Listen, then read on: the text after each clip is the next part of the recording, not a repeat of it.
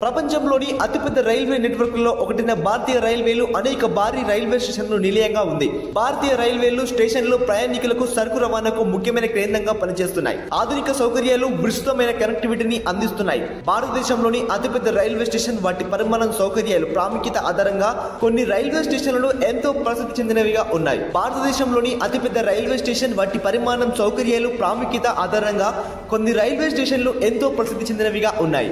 ఈ జాబితా పరంగా భారతదేశంలోని అతిపెద్ద రైల్వే స్టేషన్ ఏంటో తెలుసా? దాని ప్రత్యేకతలు ఇప్పుడు తెలుసుకుందాం. భారతదేశపు అతిపెద్ద రైల్వే స్టేషన్ పశ్చిమ బెంగాల్లో ఉంది.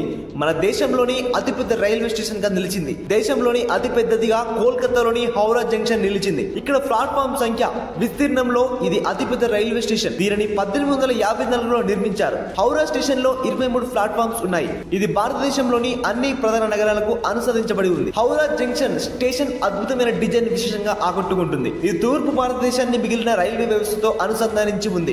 విశేషం ఏమిటంటే ప్లాట్ఫారం దాటడానికి ప్రజలు వంతెన మీదుగా వెళ్లాల్సిన అవసరం లేని విధంగా ఈ స్టేషన్ రూపొందించారు.